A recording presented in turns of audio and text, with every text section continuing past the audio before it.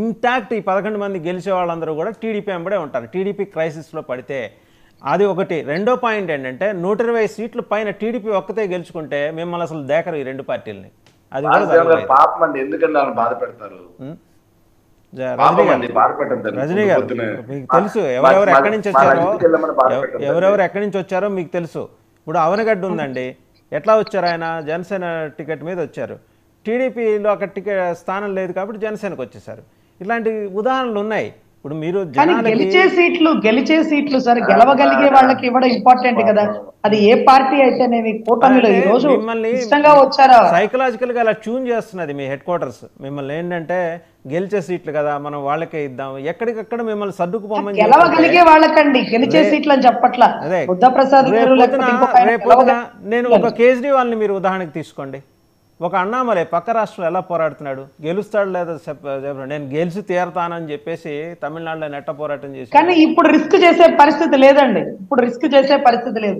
వైసీపీని నిలబడే నాయకులు ఉండాలి. ఎవరు రిస్క్ చేసే పరిస్థితి లేదు.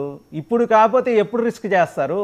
ఇంకో 5 ఏళ్ళు అయిన తర్వాత మళ్ళీ ప్రభుత్వం వైసీపీ వస్తే రాష్ట్రానికి రాజధాని ఉండదు, అంటే భవిష్యత్తు లేదంటే ఇంకా కూడా మీద మీ క్యాడర్స్ మీద మీకు విశ్వాసం లేదా? ఈసారి పరిస్థితులు సార్ ఇప్పుడు మీరు బొర్రా అప్పారావు గారు నుంచున్నారు. బొర్రా అప్పారావు గారు ఎన్ని కోట్లు ఖర్చు పెట్టుకుంటారు పాపం, ఎన్ని ఓటింగ్ వస్తుంది. ఈ రోజు ఖర్చు పెట్టిన కోట్లు తిరిగి సంపాదించుకోగలుగుతారా? ఓట్ బ్యాంకింగ్ లో నిలవగలుగుతారా? ఇలాగే మీలాంటి వాళ్ళే రెచ్చగొడితే తెలంగాణలో 30 చోట్ల పోటీ చేయమన్నారు, తగ్గి 8 చోట్ల పోటీ చేస్తే 7 చోట్ల 1500 ఓట్లు 2000 ఓట్లు కూడా రాక డిపాజిట్ గల్లంతైంది. ఇక్కడ పౌరుషాలకి పోయే పరిస్థితి లేదు సార్. గెలిచే వాళ్ళని నుంచోబెట్టాలా, అది టీడీపీ వాళ్ళ ఇంకొకట మాకు అదంతా అనవసరం. గెలిచే వాళ్ళని నుంచోబెట్టాలా, వైసీపీని ఈసారి గద్దదించాలా, ఇదే అంతిమ లక్ష్యం. విడివాడ రామచంద్రరావు గారు, ఇంకొక ఆయన సూర్యచంద్రరావు గారు, జగ్గంపేట, వీళ్ళు గెలిచేవాళ్ళు కదా.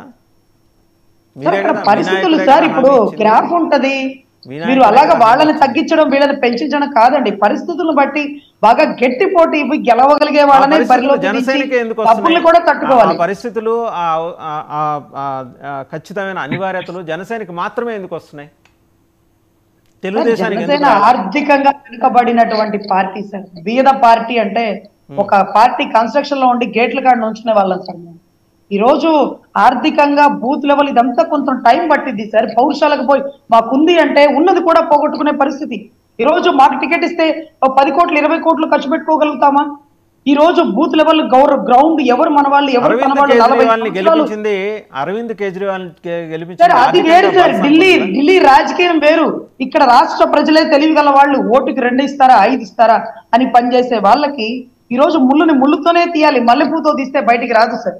సో ఖచ్చితంగా ఈ రోజు డబ్బుతోనే చేయించగలగాలి. మీ దగ్గర ఇలాంటివి చెప్పడానికి బాగుంటాయి. సరే, రాకేష్ గారి దగ్గరికి వెళ్దాం ఒకసారి. రాకేష్ గారు సార్, ఇప్పుడు ఏంటి ఈ ట్రబుల్సమ్ కాన్స్టిట్యున్సీస్ ఒక 40 ఐడెంటిఫై అయ్యాయండి.